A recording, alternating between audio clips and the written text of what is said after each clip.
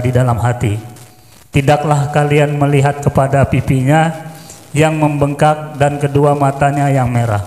Maka apabila seseorang dari kamu mengalami hal itu dan ia berdiri, hendaklah ia duduk. Jika sedang duduk, hendaklah ia tidur.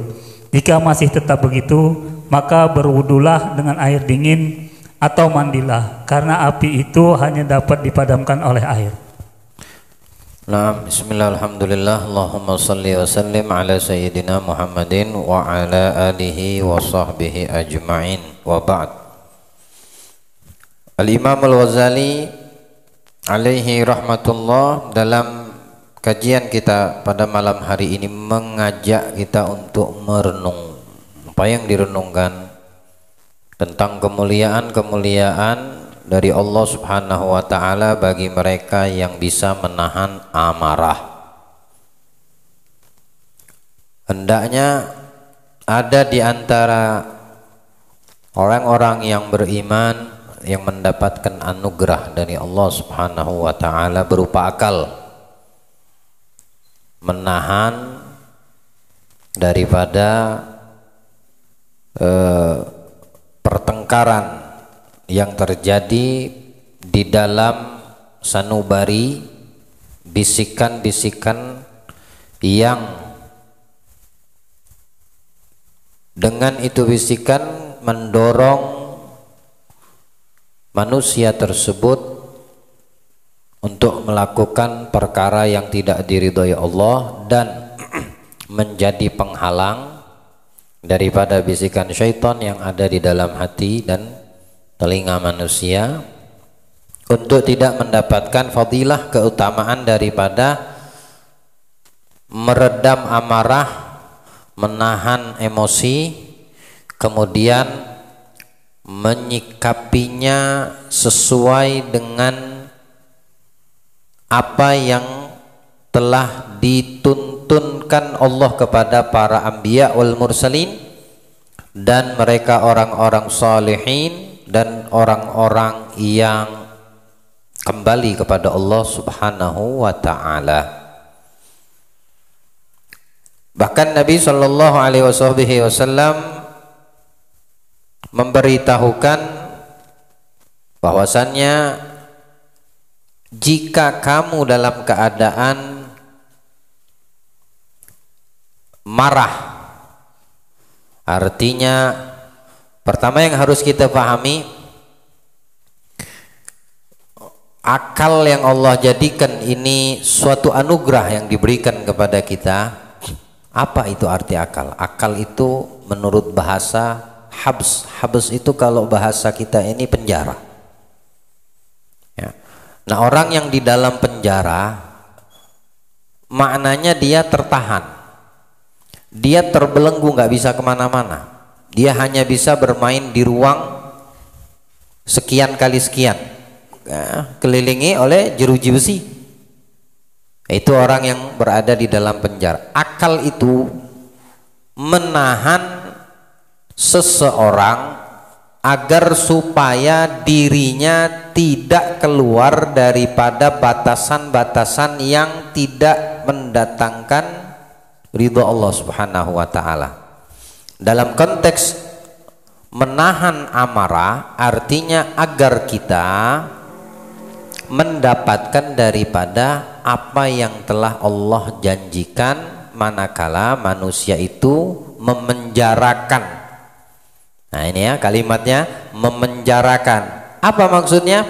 Dia faham dengan fungsi nikmat akal yang diberikan Allah kepada dirinya. Dia faham, dia mampu mengelola, dia faham dan mampu untuk mengendalikan. Akalnya itu tidak ditutupi atau tertutupi dengan ledakan emosi, ya, yang itu semua bersumber daripada hawa nafsu, ya. Bersumbernya daripada hawa nafsu. Kalau kita lihat bagaimana Allah menjelaskan peristiwa yang terjadi dengan pertumpahan darah pertama di atas muka bumi ini, saudara Habil dan Gobil, ceritanya di dalam Al-Quran itu tidak lain karena adanya dorongan hawa nafsu yang membuat dia marah. Itu kan kalau kita lihat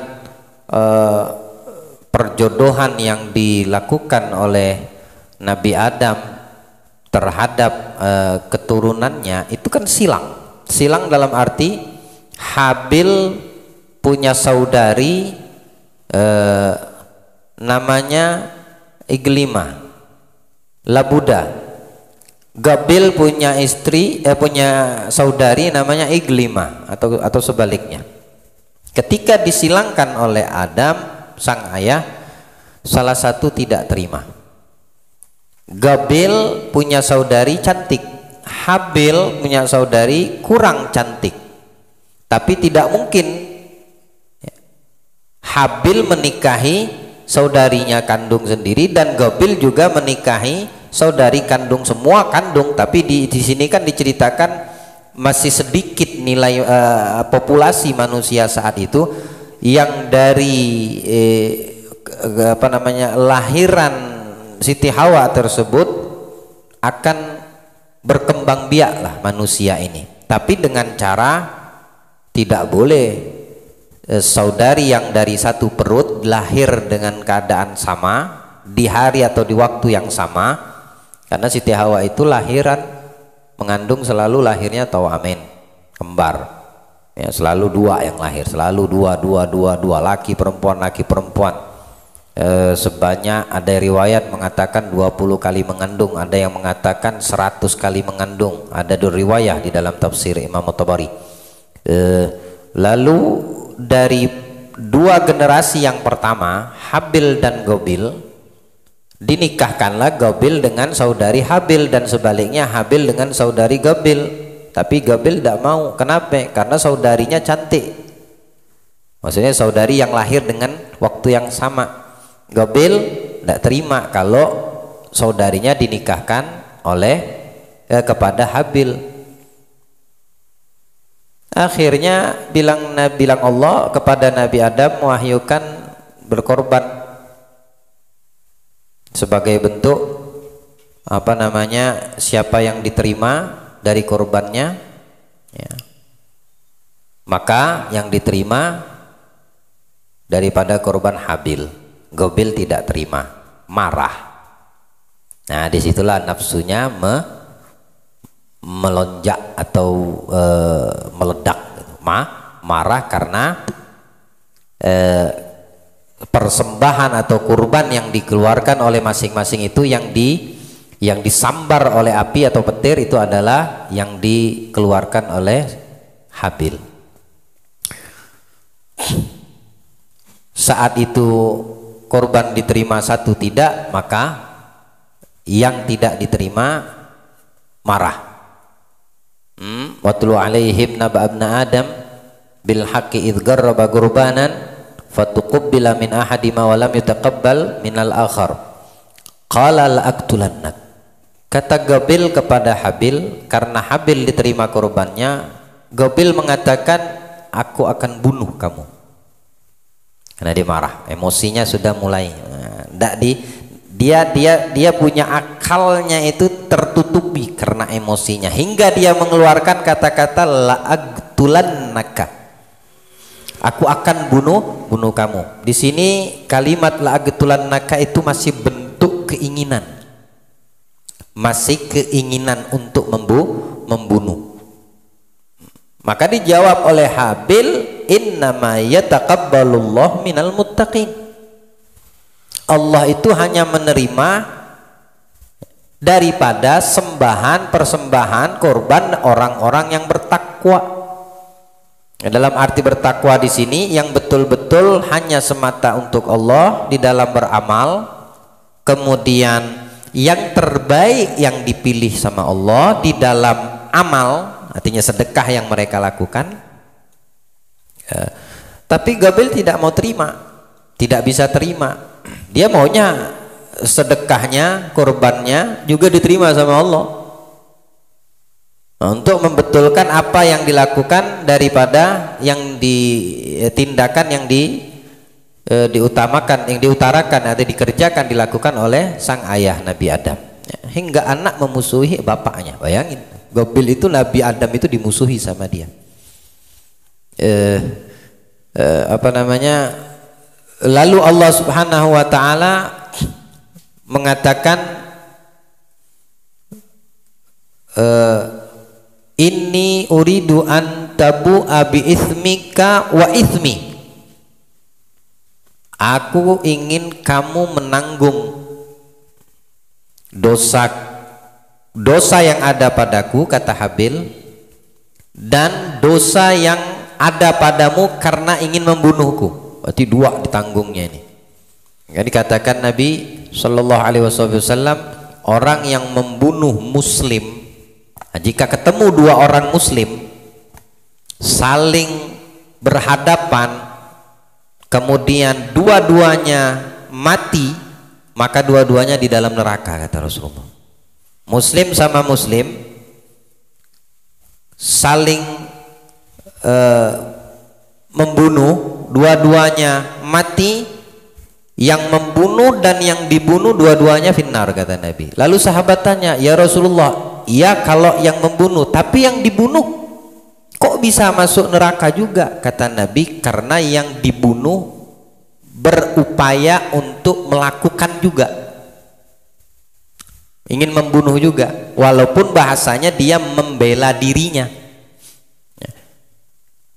Kalau musuhnya orang kafir, ya bela diri. Tapi yang dimaksudkan dalam hadis Nabi ini adalah Muslim dengan Muslim. Apa maknanya? Tidak sepatutnya kalau sesama Muslim mukmin itu saling membunuh atau menyakiti. Mesti harus ada yang mengalah, mesti harus ada yang bersabar, mesti harus ada yang menghindari perbuatan yang lebih parah yang akan terjadi. Kalau itu sesama Muslim. Nah, dari sini kita paham, ya, pentingnya masing-masing setiap mukmin dan Muslim itu menjaga daripada hatinya untuk tidak ada kebencian sama orang, kemudian tidak ada sifat dengki dengan orang, tidak ada rasa dendam dengan orang. Cukuplah apa yang Allah ceritakan di dalam Al-Quran itu. Sama manusia, pemula daripada umat manusia di atas muka bumi ini, bilang Habil, aku ingin kamu menanggung dosaku, juga berikut dosamu. Dosaku kalau kau bunuh aku ingin dosaku kau tanggung. Sekaligus kau punya dosa karena membunuhku, ingin membunuhku. Dan itu adalah, kata Allah, gambaran orang-orang penghuni neraka, dan itu balasan bagi mereka yang berbuat zalim. Artinya dengan membunuh, menyakiti dan lain sebagainya dari perkara yang tidak disukai oleh Allah Subhanahu wa taala. Inni uridu an tabu'a bi itsmika wa itsmi fatakuna min ashabin nar wa dzalika jazaa'udz zalimin. Tapi di sini Habil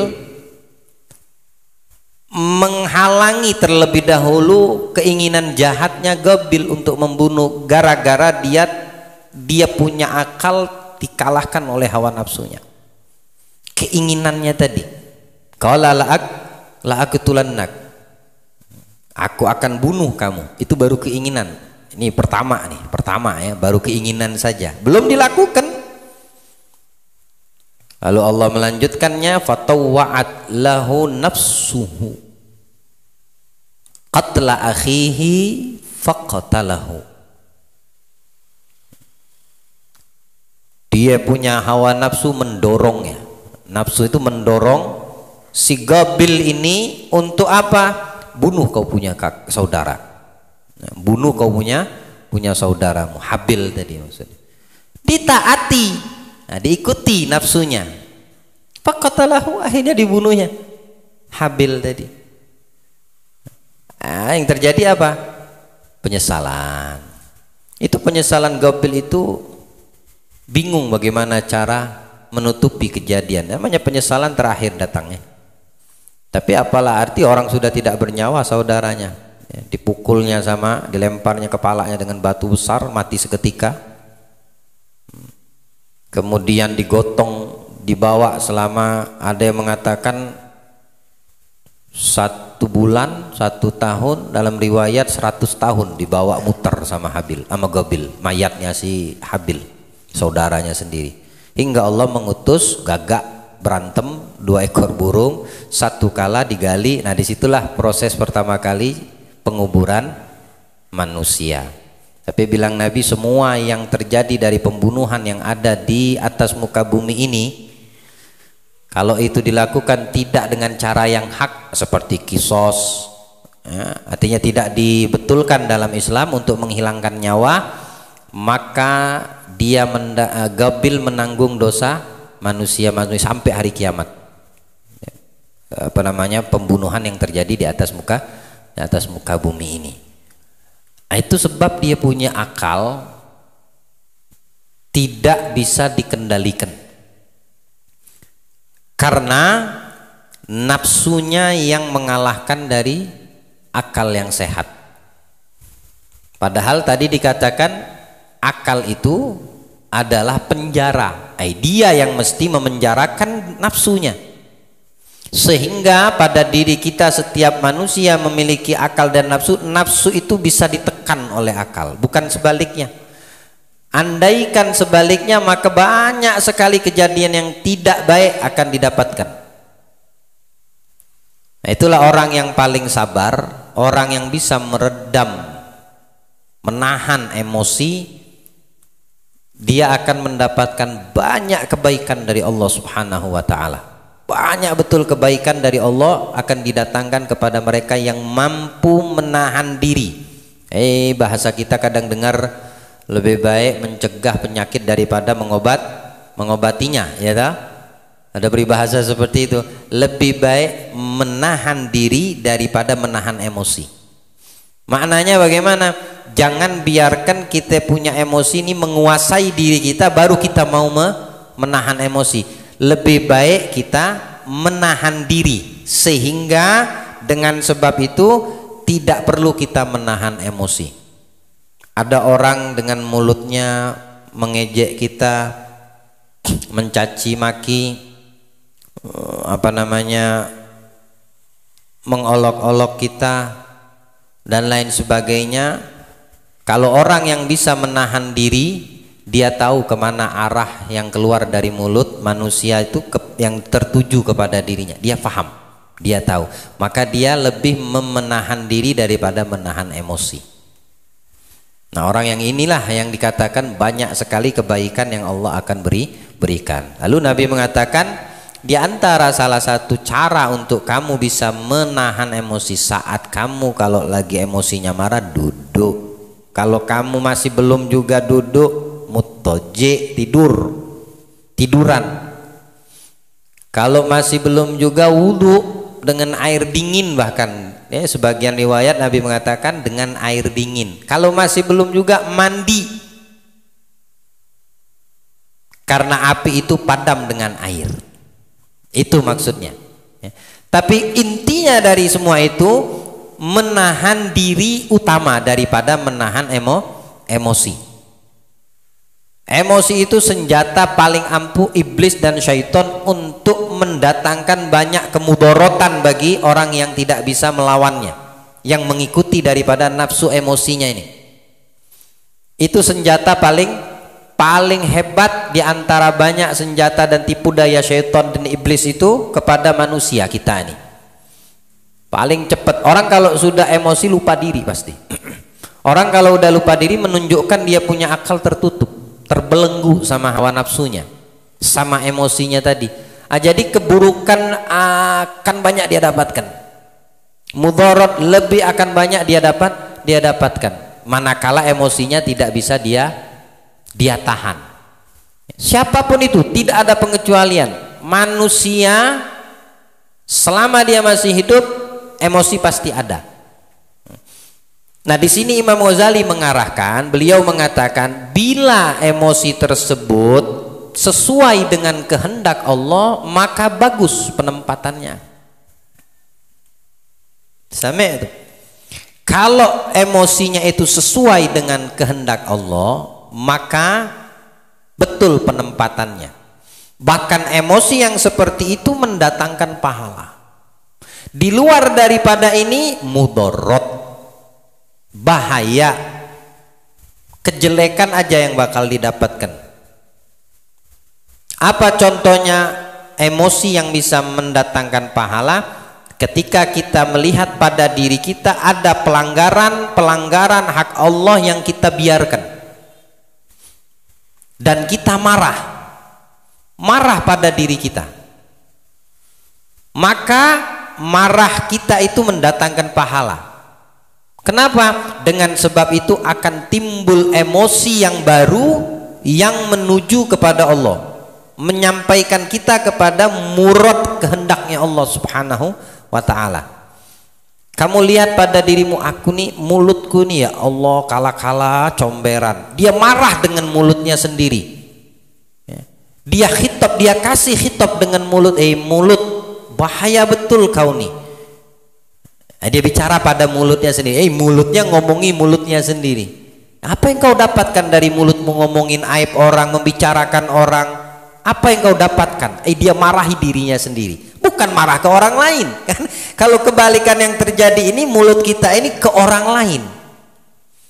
Tapi coba kembali mulut kita kepada diri kita sendiri ya.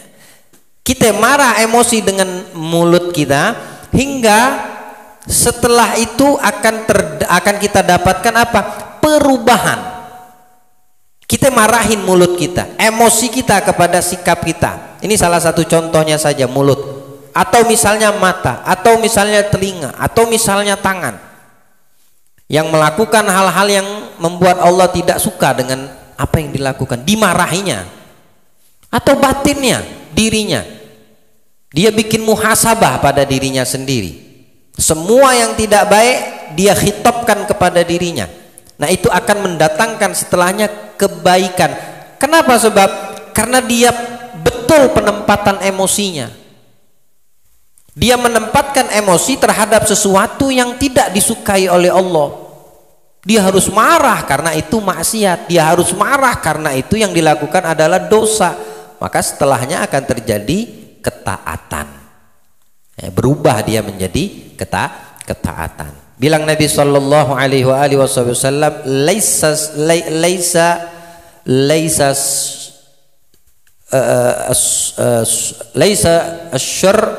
sur'ah laisa syai'. Astagfirullah. Allahumma shalli ala Muhammad.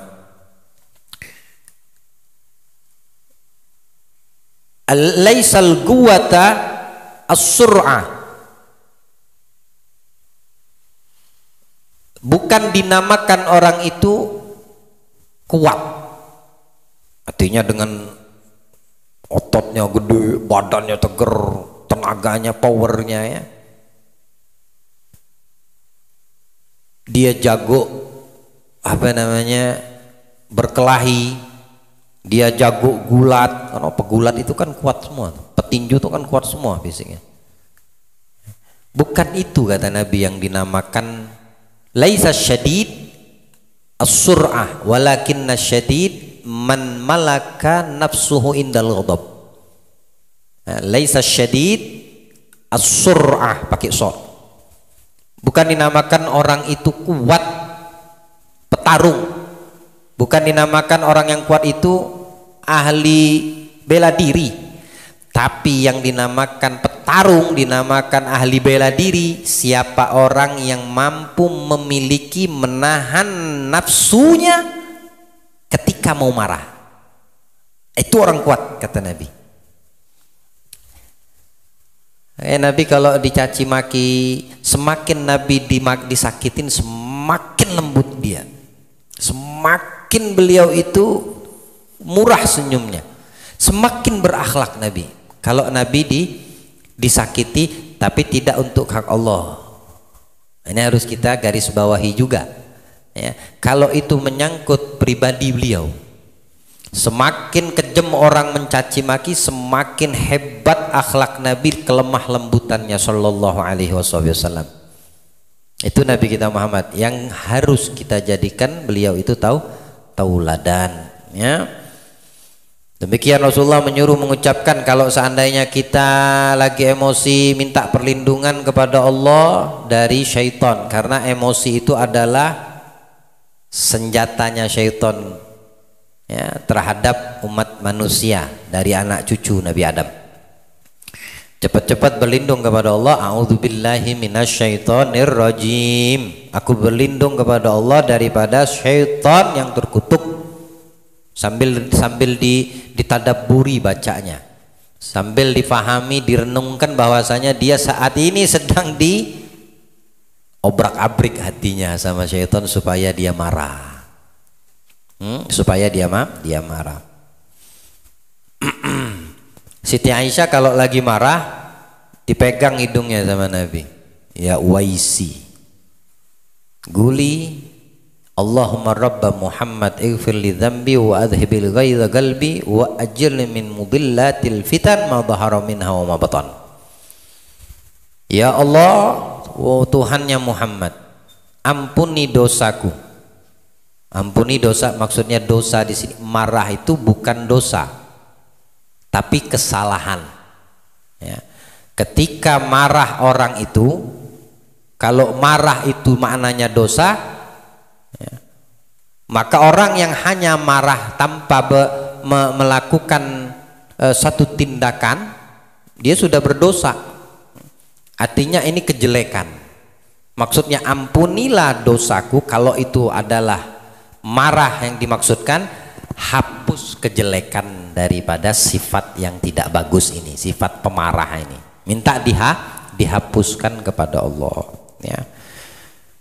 Dan lenyapkan kemarahan di dalam hatiku. Memang sumbernya di situ, hati. Serta lindungi aku dari fitnah yang menyesatkan. Orang yang marah pasti terfitnah dirinya, ya. Pasti dia akan melakukan perbuatan yang aneh-aneh di luar nalar sehat akalnya. Akalnya sudah tertutupi. Siti Aisyah itu pernah difitnah berselingkuh kan, kalau Allah ceritakan tuh dalam Al-Quran, hadithul ifik namanya, karena keterlambatan pulang satu Madinah, ya, ada 3 gembong lagi sahabat Nabi, ya, menuduh Sayyidina Abu Bakar mau ngomong apa, tapi Allah membebaskan dari tuduhan itu kepada Siti Aisyah. Sebabnya apa? Beliau tidak emosi, beliau sabar.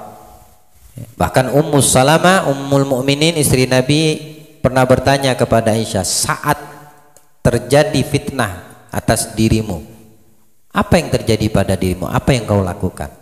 Apakah kau marah? Kata Siti Aisyah, enggak. Lalu apa yang kau lakukan? Aku hanya mengucapkan hasbunallah wa ni'mal wakil. Berserah aja kepada Allah, udah. Ya, dengan sebab itu 10 ayat diturunkan Allah hanya untuk Siti Aisyah, membebaskan namanya, kehormatannya, juga kehormatan Nabi kita Muhammad SAW, karena beliau istrinya.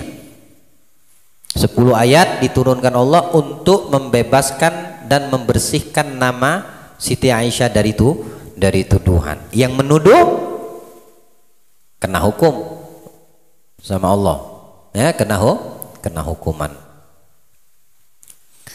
La ilaha illallah. Hendaklah ia ucapkan itu dan duduk bila berdiri dan berbaring bila ia duduk, untuk meredam emosinya. Kalau laki emosi sama bini gimana? Keluar dari rumah. Bukan binimu, kamu. Ya. Bini lagi ngomel, cepat keluar. Ya, mudah-mudahan bini-bini kita nggak ada yang ngomel. Ya. Lebih sabar, ya. Kalau seandainya ada, cepat suami yang keluar. Kalau suami yang emosian, bini yang diem, itu bijak betul, ya. Tapi kalau yang kan kadang-kadang kebalik, bininya yang abu tos, emosian, cepat marah, maka suaminya yang keluar dari rumah. Nanti kalau udah ada balik. Dia itu keluar itu untuk menghindari petaka yang lebih besar, karena emosi itu mendatangkan banyak keburukan. tapi meredam emosi mendatangkan banyak kebaikan. Allah berikan pemahaman, insyaallah mudahkan daripada diri kita mengendalikan, menahan diri dan mengendalikan emosi, ya. Lebih-lebih meletakkan emosi pada tempat itu yang dimaksudkan dan diinginkan. Baik. Ba'du.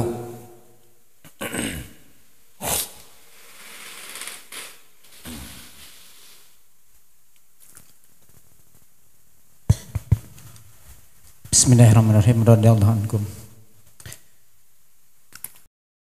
Keutamaan menahan diri. Menahan diri itu lebih utama daripada menahan amarah. Menahan diri yang bersifat alami adalah dalil kesempurnaan akal. Terpecahnya kekuatan marah itu di bawah pengendalian akal, dan barangkali permulaannya dengan berusaha menahan diri, kemudian menjadi kebiasaan. Kesempurnaan akal. Lihat aja orang yang bisa menahan diri dari emosi, dari marah, itu dalil bahwasannya orang tersebut sempurna. Ya, pengen tahu siapa manusia yang sempurna? Yang mampu mengendalikan emosi. Artinya dia akalnya sempurna. Dia dikasih Allah akal, akalnya itu difungsikan dengan baik saat dia mampu mengendalikan diri dari marah. Nah, kalau kita bisa melihat diri kita mampu menahan diri dari marah, maka sempurna akal kita. Atau kita melihat orang lain, saudara kita mampu menahan emosinya, sempurna itu akal orang. Tapi kalau sebaliknya yang terjadi, tidak sempurna akalnya. Baik. Nabi SAW bersabda, innamal ilmu bita'allumi wal hilmu bitahallumi wa man yataharral khaira yu'tahu wa man yatawaqqas syarra yuwaqqahu. Sesungguhnya ilmu itu diperoleh dengan belajar, dan sifat pandai menahan diri diperoleh dengan berusaha menahan diri. Dan siapa berusaha mencari kebaikan, ia pun diberi kebaikan itu. Dan siapa menghindari keburukan, ia pun dijauhkan dari keburukan. Enggak dibalik tuh.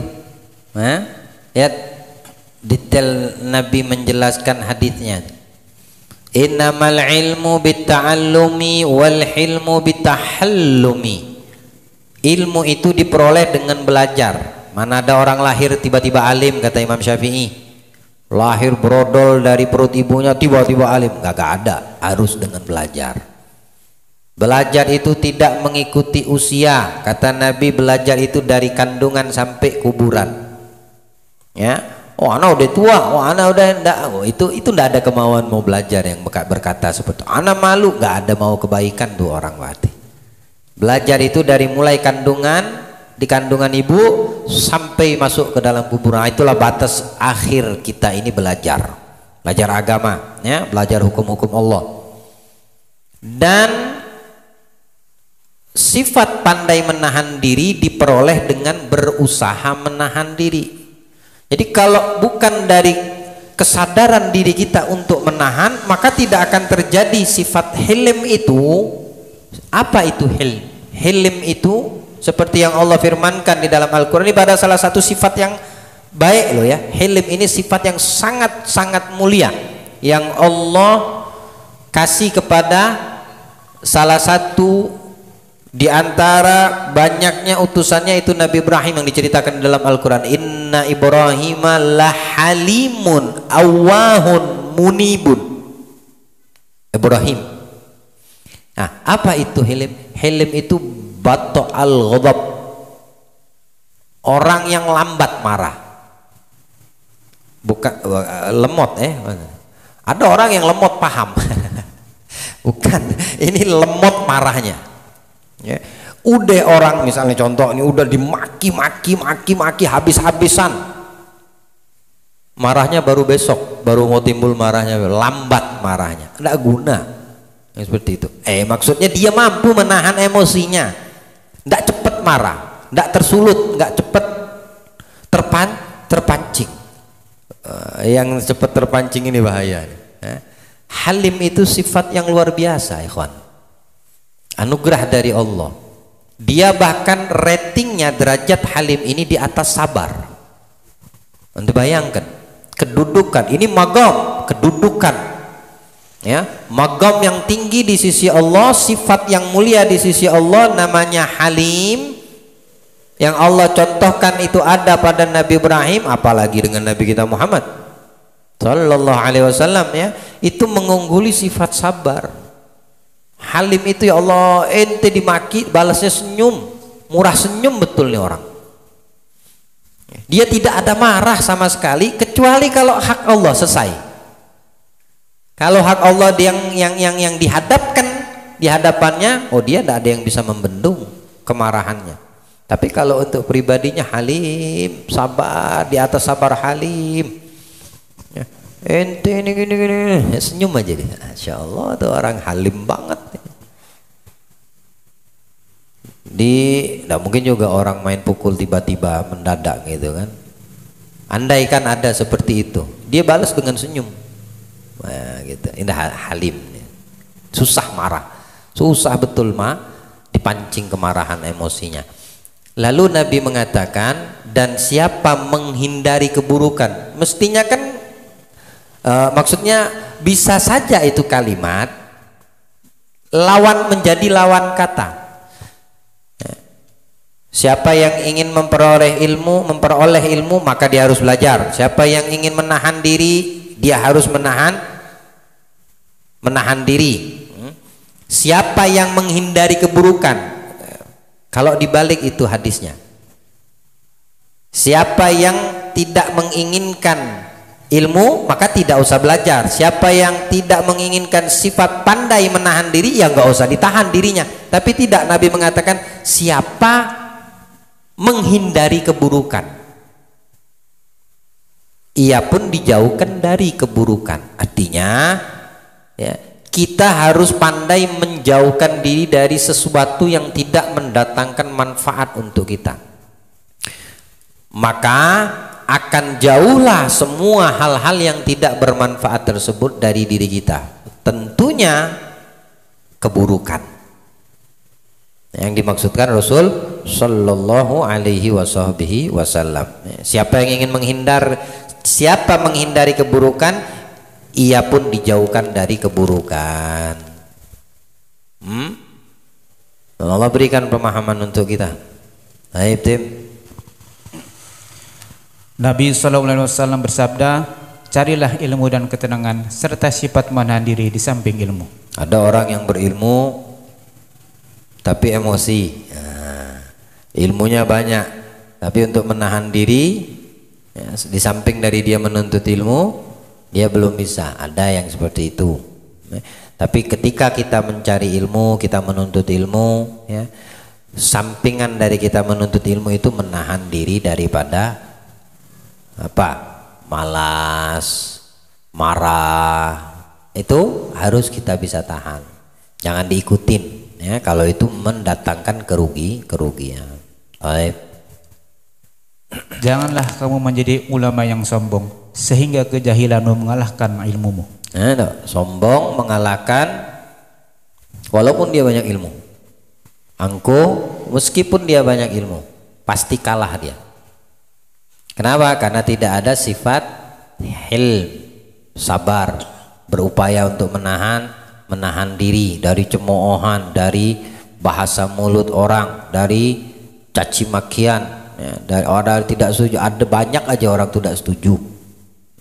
Akhirnya dia terpancing. Nah, kalau dia memang penuntut ilmu, dia harus juga mempunyai sifat sabar. Allah berikan kita ini sifat. Ya, kita semua menuntut ilmu dan mudah-mudahan Allah anugerahkan ini sifat sabar, menahan diri, tidak mudah terpancing emosinya. Baik. Nabi Sallallahu Alaihi Wasallam mengucapkan dalam doanya, Allahumma aghnini bil ilmi wa zayyinni bil hilmi wa akrimni bit taqwa wa jamilni bil afiyah.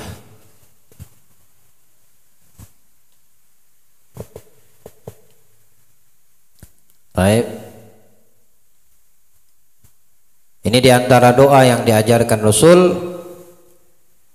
Ya Allah, cukupi aku dengan ilmu. Artinya kita menuntut ilmu, minta kepada Allah ilmu yang bermanfaat. Di sisi lain, ilmu tersebut terhiasi dengan sifat menahan diri. Emosi, keburukan yang datang kepada kita. Kan kita penuntut ilmu, harus kita juga bisa menahan diri dari hal-hal yang menggugurkan ilmu tersebut. Seolah-olah nggak ada manfaat ilmu yang kita kerjakan. Jangan seperti itu. Ilmu disitulah, saat itulah kita ingin membuktikan apakah ilmu yang kita pelajari ini bermanfaat pada diri kita. Salah satunya ketika kita dipancing, disulut emosi kita, harus menahan diri. Muliakan aku dengan ketakwaan, minta sama Allah agar dimuliakan dengan nilai-nilai takwa, taat kepada Allah. Ada orang yang berilmu tapi dia tidak di dalam ketaatan kepada Allah, waliyadzubillah. Dan baguskan aku dengan kesehatan. Mencari ilmu, tubuh sehat itu amr matlub, perkara-perkara yang sangat diharapkan dan dicari, harus didapatkan kesehatan. Karena kalau sakit susah, menuntut ilmu susah untuk mendatangi majelis kalau udah sakit. Sakit pinggang misalnya, tidak enak lagi sudah duduk di majelis. Nah, itu. Jadi kesehatan harus dijaga. Itu penopang semua pendukung. Baik. Nabi SAW bersabda, carilah kemuliaan di sisi Allah. Para sahabat berkata, apakah itu ya Rasulullah? Nabi SAW menjawab, tasilu man qata'aka wa tu'ti man haramaka wa tahlumu amman jahila alaika. Engkau sambung hubungan dengan siapa yang memutuskannya terhadapmu, dan kau beri siapa yang menghalangimu, dan bersikap menahan diri terhadap siapa yang mengganggumu. Dan ini salah satu kemuliaan di sisi Allah, amalan. Ya. Nabi bersabda memberitahukan kepada kita, kemuliaan itu tidak datang kepadamu, tapi kamu yang harus mencarinya. Kita yang harus mendatangi kemuliaan. Dia udah dipersiapkan sama Allah, tapi harus kita yang datang menjemputnya, bukan dia yang datang kepada kita. Ya. Ini sesuatu yang mahal, sesuatu yang berharga, bernilai di mata Allah.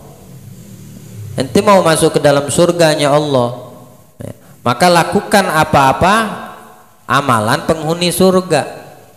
Tidak bisa kita diam saja lalu mimpi mau masuk surga. Mimpi aja tidur nggak mungkin gitu, apalagi mau masuk mimpi aja nggak dikasih sama Allah masuk surga. Beramal baik tidak, mencari kemuliaan untuk masuk surga dengan amalan penghuni surga tidak. Repot yang seperti itu. Kemuliaan itu sudah ada, udah disiapin Allah, tapi kamu harus mendatanginya, mencarinya, menggalinya, mendapatkannya. Apa diantaranya? Sahabat bertanya, Rasulullah, tasilu man qata'ak, sambung orang yang memutus silaturahim denganmu. Jangan dibiarkan begitu saja. Datangi dia, bawa dia hadiah, tebarkan senyum dan salam kepadanya. Kalahkan dulu ego. Karena dengan melakukan amalan ini kamu mendapatkan kemuliaan. Nanti dulu bab gengsi, rugi kita.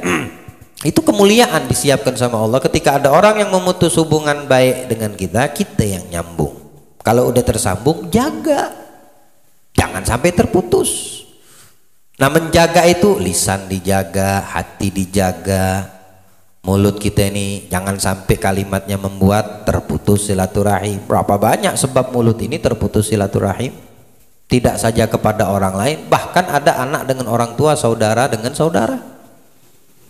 Banyak dengan sebab lisan. Apalagi tu'ti man haramak. Orang yang menghalangimu, beri dia. Artinya ketika ada orang yang menghalangimu daripada sesuatu apapun itu yang menurutnya tidak baik, kalau kamu dapatkan, kasih dia. Kamu kasih apa yang, siapa yang menghalangimu, dan bersikap menahan diri. Tentunya ini pemuliaan juga, bilang Nabi, terhadap siapa yang mengganggumu. Aljar gobladar, aljaru gobladar. Lihat tetangga dulu sebelum beli rumah. Lihat tetangga dulu sebelum kamu beli tanah, sebelum kamu bangun rumah. Artinya lihat sikon suasana di sekitaranmu. Kalau di sekitarmu gangster semua, tetap tetap kamu ngotot gara-gara tanahnya, rumahnya murah, tunggulah kamu bakal jadi geng berikutnya, gangster berikutnya. Kalau enggak kamu anak keturunanmu liyadzubillah aljar gobladar ya. Kalau mau beli rumah lihat tetangga bagaimana, lihat sekeliling bagaimana. Kalau hidup sendiri-sendiri udah cari tempat yang lain dah ya. Oh itu rumah baru, tapi kampung itu Masya Allah ahli mulut semua itu, nggak usah beli di situ. Artinya tidak bisa jaga mulut gitu. Susah kita. Kalau ndak kita jadi bahan omongan orang-orang kampung itu, kita lah yang ikut jadi ngomong juga. Gitu. Tamam.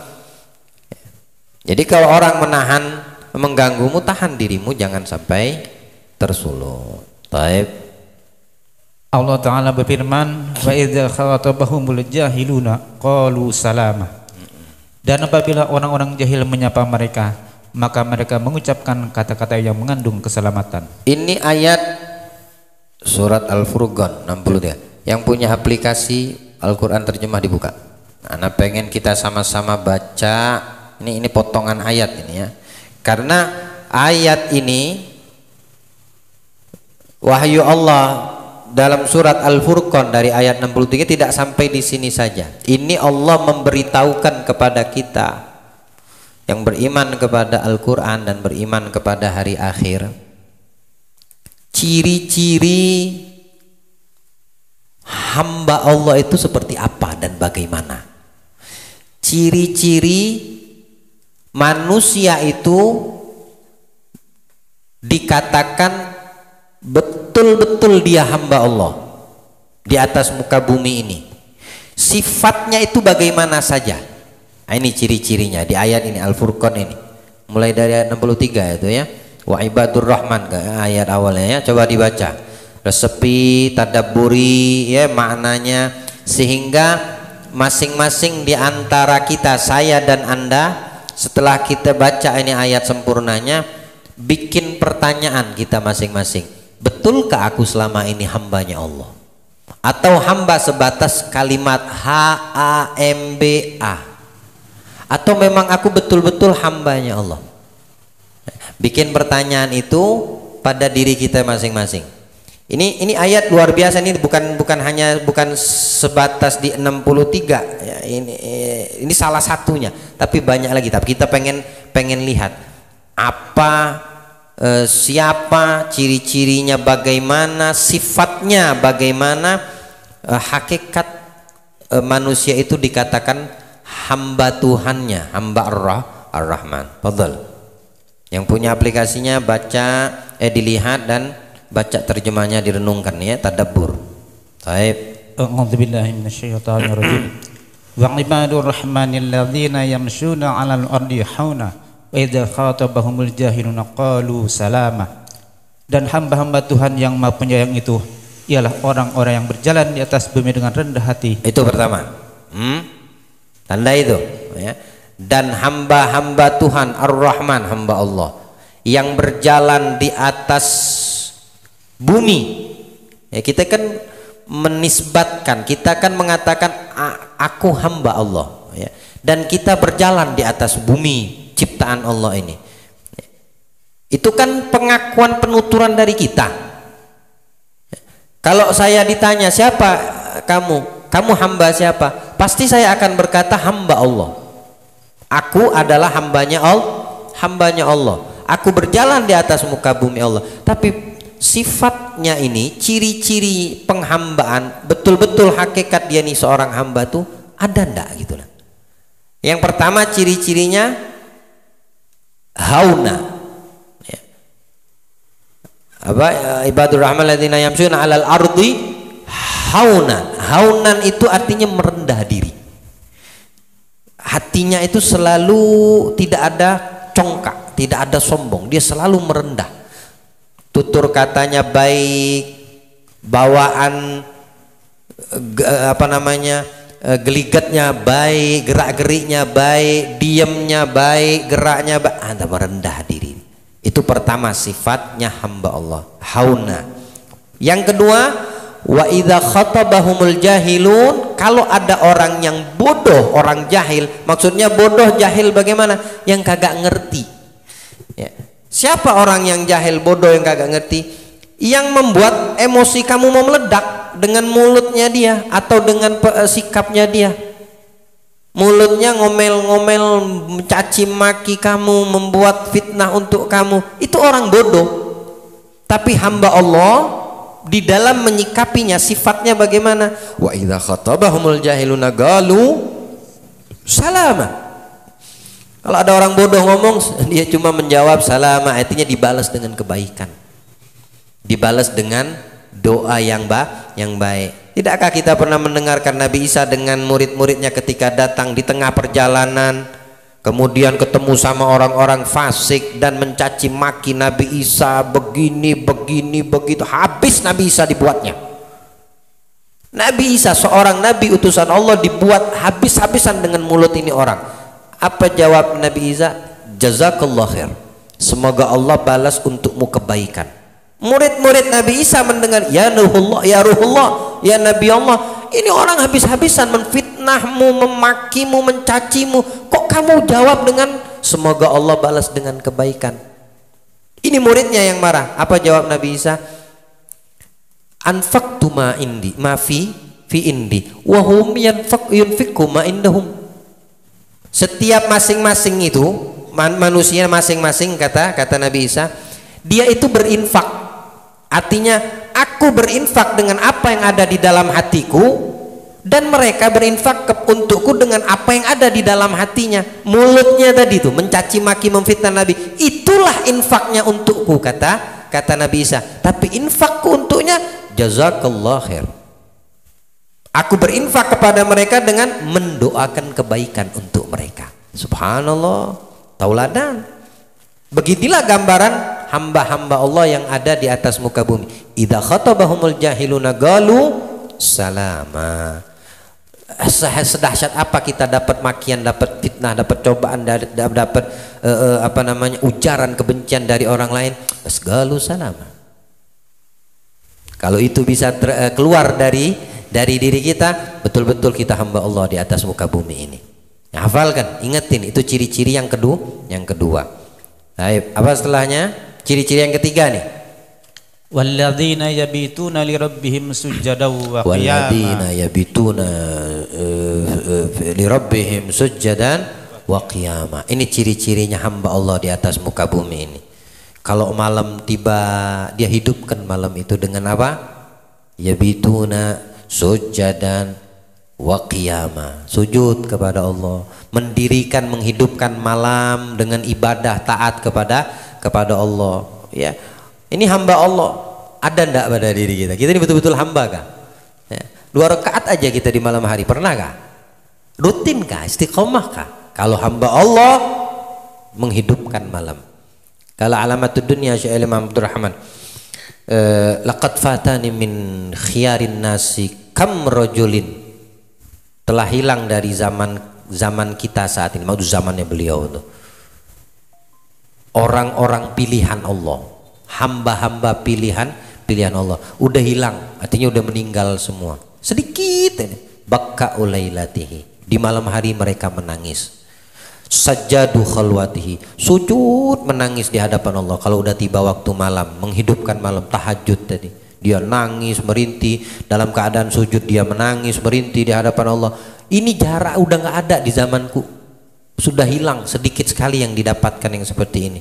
Min khaufi malikihi yasta'dibut ta'aba, karena takutnya dia kepada Allah, dia merasakan capeknya bangun malam ibadah, mereka hidupkan malam itu apa?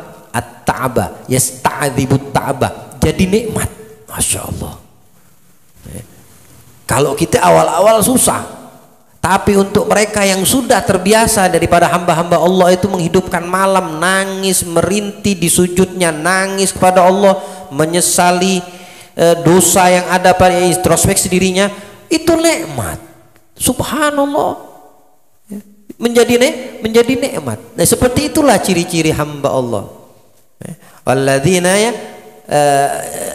yabituna li rabbihim sujjadan wa qiyama. Baik, Apalagi setelahnya ciri-cirinya, tanda-tanda hamba Allah. Walladzina yaquluna rabbana srif anna azab jahannam inna azabaha kana gharama. Ini ciri-cirinya hamba Allah.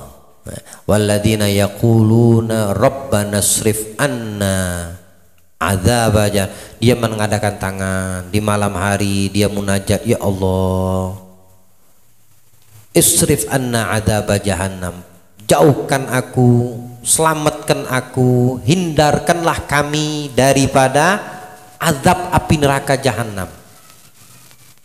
Karena sungguh dahsyat itu, dahsyat betul-betul itu api neraka jahanam. Mereka itu takut, betul-betul takut seorang hamba Allah. Kalau sudah ada rasa takut seorang hamba kepada Allah, apa keburukan yang akan disebabkan oleh diri mereka? Coba. Melainkan kebaikan semua yang akan tampil dari diri mereka. Setiap kali mau melakukan tindakan dia memikirkan Allah ridho enggak? Takut tadi. Setiap dia mau melakukan satu perbuatan dan tindakan, dia selalu dihantui rasa takut. Ini hamba Allah. Mau itu lisannya, mau itu tangannya, mau itu kakinya, mau itu hatinya, selalu dia dihantui rasa takutnya kepada Allah. Ini sifatnya hamba-hamba Allah yang berjalan di atas muka bumi. Hamba Allah, ya. Kalau yang berjalan di atas muka bumi dari manusia banyak. Mau dia muslim, mau dia mukmin, tapi cerminan seorang hamba harus ada karakter ini. Harus ada yang dimaksudkan sifatnya di dalam Al-Qur'an yang sudah dijelaskan oleh Allah. Sebetulnya kalau kita fahami, kita tadabburi dari ini ayat, itu sudah dibukakan sama Allah. Kau ingin menjadikan dirimu hamba, ini loh kata Allah. Tinggal kamu belajar, tinggal kamu mutqin, tinggal kamu minta pertolongan, kamu jalankan. Oh, kepleset jatuh, ulang lagi, jangan menyerah, jangan putus asa. Apa yang ada pada diriku selama ini, kekuranganku apa? Oh, kalau diomel orang tidak mengatakan qalu salama, aku harus mengatakan qalu salama. Oh, aku tidak pernah bangun malam, bukan ciri-ciri hamba Allah yang diinginkan. Ibaratnya ini syarat untuk betul-betul dikatakan kita ini hamba Allah, maka aku akan bangun malam.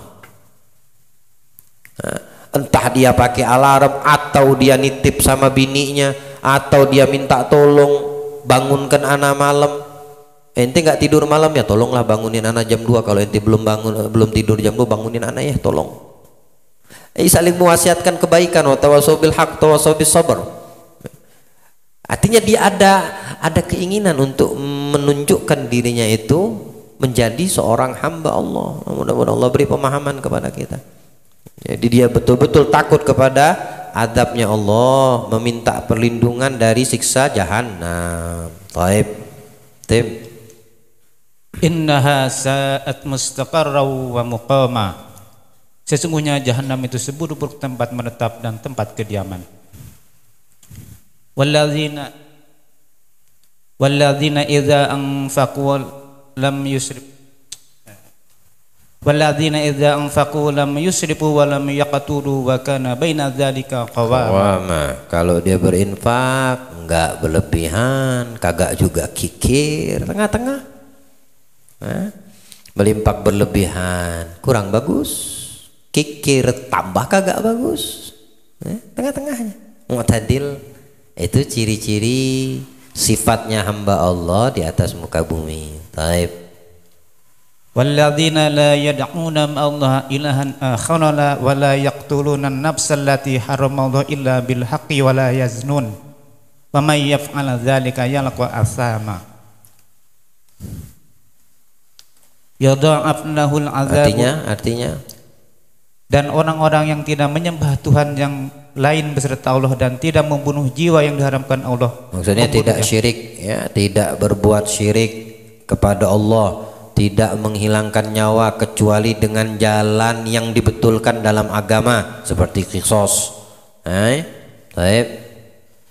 Kecuali dengan alasan yang benar dan tidak berzina, tidak melakukan perbuatan zina. Zina baik itu zina kemaluan, zina perut, zina mulut, zina mata, zina tangan, zina telinga. Itu kategori zina dalam Ihya Ulumuddin mencakup semua anggota tubuh.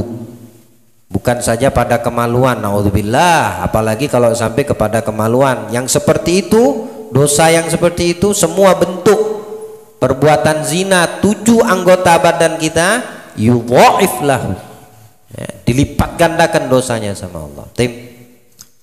Barang siapa yang melakukan yang demikian itu, niscaya dia mendapat pembalasan dosanya. Yadha'af lahul azabu yaumal qiyamati wa yakhlud fihi muhana, yakni akan dilipat gandakan azab untuknya pada hari kiamat, dan dia akan kekal dalam azab itu. Dilipat gandakan dan kekal dalam azab Allah kalau tidak taubat, ya. Tapi ciri-ciri seorang hamba yang ingin mendapatkan kebaikan dan ridho dari Allah Subhanahu wa taala, meski dia jatuh berkali-kali dalam perbuatan maksiat, ya, meski mau 1000 kali, mau seumur hidup dia bermaksiat kepada, tergelincir, bukan sengaja tapi ya, tergelincir, tertipu, termakan hasutan syaitan, dia tidak putus asa dan kembali, ya. Apa lanjutan ayatnya? Illa man taba wa amana wa amila amalan salihan fa ulaika yubaddilullahu sayyi'atihim hasanat wa kana Allahu ghafurur rahima. Kecuali orang-orang yang bertaubat, beriman dan mengerjakan amal soleh, maka itu kejahatan mereka diganti Allah dengan kebajikan. Allah, cuma Allah minta kamu taubat aja kepadaku. Allah tidak minta banyak. Seberapa besar dosa yang kita telah lakukan selama ini? Oh, tidak ada terhitungnya. Allah tidak menuntut banyak dari kita. Kembali aja kamu kepadaku, kata Allah, dengan betul-betul kamu kembali. Kau bertobatlah denganku, menyesali daripada apa yang pernah kau lakukan dengan betul-betul penyesalan. Kemudian tidak sampai di situ, kata Allah, gantikan dengan amal soleh. Kalau tadinya kamu bermaksiat, taubatlah, sekarang ganti kemaksiatanmu dengan amal yang baik.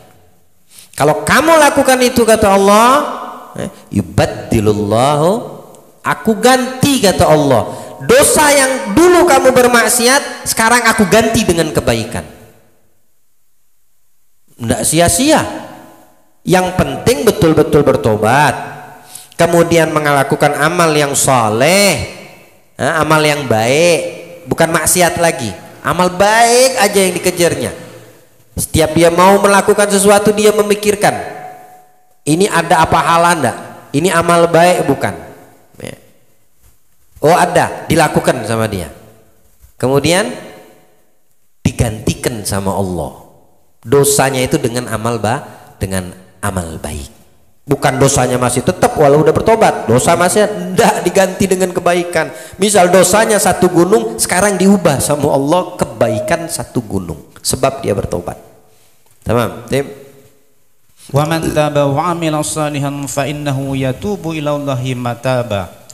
Dan orang-orang yang bertobat dan mengerjakan amal saleh, maka sesungguhnya dia bertobat kepada Allah dengan taubat yang sebenar-benarnya. Naam. Walladzina la yashhaduna az-zura wa idza marru bil lagwi marru kirama. Ini sifat yang berikutnya hamba Allah. Ente sampai rumah nanti ente jadikan satu persatu dengan bahasamu, dengan gaya tulisanmu. 1, 2, 3, 4, 5, lalu tanyakan, adakah pada diriku semua ini sifat? Mana yang tidak ada? Di sini kita berusaha untuk menciptakannya ada pada diri kita. Hingga di mata Allah kita semua betul-betul ditetapkan, kamu memang betul-betul hambaku, kamu memang betul-betul hambaku di atas muka bumi, ya. Ini sifat yang berikutnya, ciri-cirinya. Baik. Dan orang-orang yang tidak memberikan kesaksian palsu, jangan berbohong, ya. Jaga mulut. Kalau diminta kesaksian, jangan kasih saksi yang palsu. Ini bohong aja nih babnya. Ya, berbohong nggak itu kalau memberikan saksi palsu? Berarti berbohong dia. Intinya bohong. Jangan. Itu bukan ciri-ciri hamba Allah. Tamam. Taib. Dan apabila mereka yang bertemu dengan orang-orang yang mengerjakan perbuatan-perbuatan yang tidak berfaedah, mereka lalui saja dengan menjaga kehormatan dirinya. Untuk apa ane duduk? Untuk apa ane nongkrong? Nggak ada manfaat, nggak datangkan faedah. Mending ane ke majelis berfaedah, datang ke manfaat, pengetahuan ilmu. Itu ciri-ciri hamba Allah. Nah, lihat diri kita ini. Berapa banyak orang-orang nongkrong? Hatta habis majelis. Betul lah kira-kira. Habis majelis tuh majelis. Coba kamu tanyakan pada diri kita masing-masing. Majelis itu bahas ilmu atau di luar itu? Manfaat atau tidak ada manfaat? Kalau tidak ada manfaat dan dia orang itu dikatakan hamba Allah, ditinggalnya. Karena tidak ada manfaat. Tapi kalau ada manfaatnya, oh bedah ilmu lagi, oh saling tukar pikiran seputaran agama, manfaat itu namanya. Majelis lah. Sambil ngopi, sambil minum, yang penting majelisnya manfaat. Bukan dilarang majelis. Majelis boleh asal tidak merugikan, apalagi mendatangkan mudarat. Tapi kalau bermanfaat, oh itu memang yang diharapkan. Baik. Walladzina idza dzukiru bi ayati rabbihim lam yakhiru 'alaiha summa wa umyana. Dan orang-orang yang apabila diberi peringatan dengan ayat-ayat Tuhan mereka, mereka tidaklah menghadapinya sebagai orang-orang yang tuli dan buta. Jangan durhaka. Dengar tuh perintah dari Allah. Jangan tinggalkan sholat. Jangan keluar dari ketaatan suami istri. Dengar tuh, ya, hamba Allah dia tidak tutup kuping. Ya, dia tidak tutup kuping dan tutup apa? Mendengarkan, ya, dia tidak tutup kuping sama nutup hati ya. Dan perlu berperingatan dengan ayat yang mereka tidaklah menghadapinya sebagai orang yang tuli dan buta. Tidak tutup kuping atau tutup mata. Dia lihat memang betul, dia dengar memang betul. Hamba Allah tidak dia tutup kuping tutup mata. Bodoh amat, oh dia yang salah, wow. Hamba Allah begitu. Ya enggak lah. Kalau sudah Allah mengatakan ini halal, ini haram, dia tidak tutup mata, tidak tutup kuping. Tapi kalau bukan hamba Allah, nanti dulu, antamlah, ambil dulu, ikat lalu lakukan. Itu bukan hamba Allah, bukan cerminannya. Baik, Tim. Walladzina yaquluna rabbana hab lana min azwajina wa dzurriyyatina qurrata a'yun waj'alna lil muttaqina imama. Dan orang-orang yang berkata, ya Tuhan kami, anugerahkanlah kepada kami istri-istri kami dan keturunan kami sebagai penyenang hati kami, dan jadikanlah kami imam bagi orang-orang yang bertakwa. Iya, tidak mau sendirian. Hamba Allah ini yang dapat banyak kebaikan, yang di mata Allah dia hakikatnya betul-betul hambanya. Dia tidak mau sendirian. Dia pengen itu dapatkan sama bininya juga dia dapetin. Dia pengen anak keturunannya juga mendapatkan. Lalu dia mengadakan doa, kedua tangannya berdoa. Rabbana hablana min azwajina wa dzurriyyatina qurrata a'yunin waj'alna lil muttaqina imama. Minta dia sama Allah. Ini ciri-ciri hamba Allah. Ya, dia pengen punya keturunan yang soleh soleha, dia pengen punya istri yang soleh, yang taat. Itu ciri-ciri hamba Allah. Tamam. Bukan untuk diri dia sendiri, dia bukan mikirin diri sendiri, tapi istrinya dipikirkannya, anak keturunan dipikirkannya, sahabat kerabat teman dipikirkannya. Itu hamba-hamba Allah, bukan nafsi-nafsi sudah. Tapi kalau udah nggak peduli, kalau nggak mau lagi tahu urusan saudaranya, keluarganya, bilang Nabi SAW,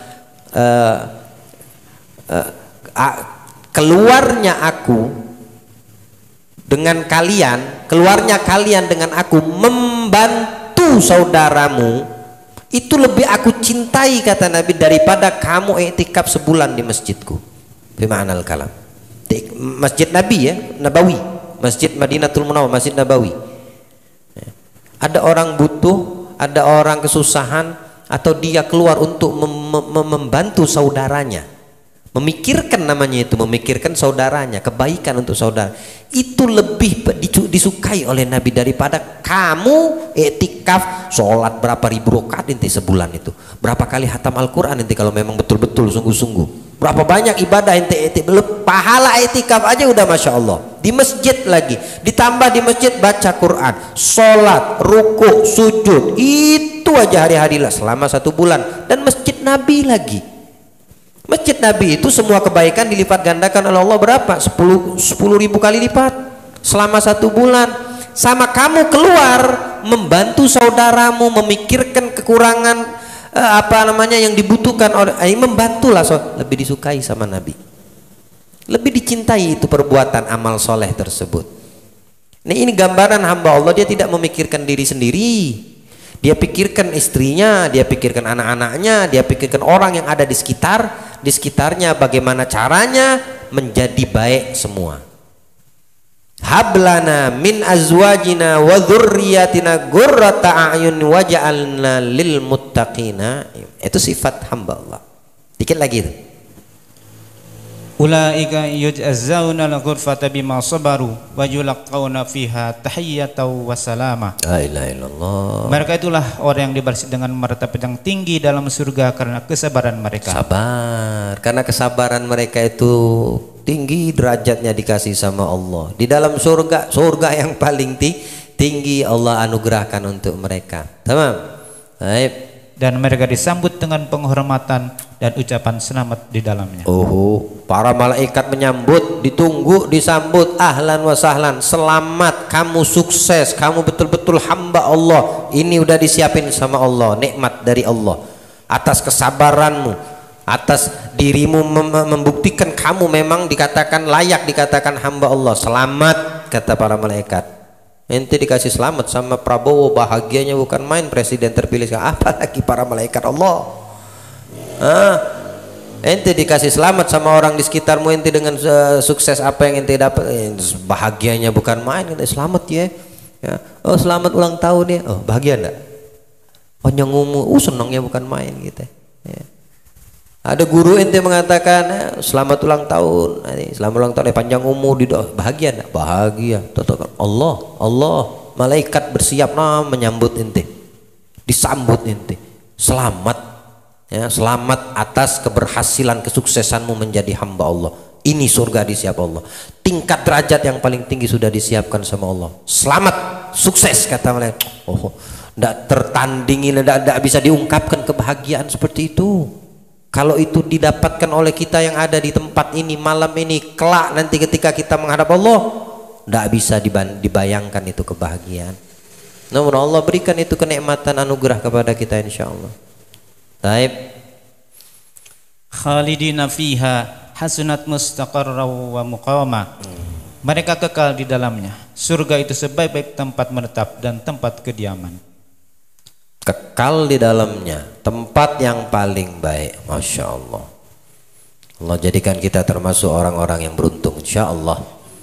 Ya Allah jadikan kita hamba-hamba yang diberi taufik. Wa ma taufiqi illa billah. Tidak ada taufik kecuali datang dari Allah. Dan mudah-mudahan kita diberikan pemahaman. Allah jadikan kita mendapatkan ilham, ilmu yang bermanfaat, dan mudah-mudahan apa yang kita kaji pada malam hari ini meresap daripada Al-Quranul Karim yang kita baca dan kita tadabburi bersama, daripada sifat dan ciri-ciri hamba Allah di atas muka bumi ini, dan mudah-mudahan sifat tersebut ada pada diri kita. Semua banyak kebaikan diberikan kepada kita dan dijadikan kita penuh dengan keberkahan dunia dan akhirat kita, istri kita, anak-anak kita, keturunan kita, insya Allah mendapatkan keberkahan sebagaimana yang dipinta oleh mereka yang meminta, yang Allah cerminkan itu semua terhadap permintaan di dalam Al-Quran dari surat Al-Furqan yang baru kita baca. Amin ya rabbal alamin. Wassallallahu ala sayyidina Muhammadin wa alihi wa sahbihi wasallam. Alhamdulillah rabbil alamin. Samihna.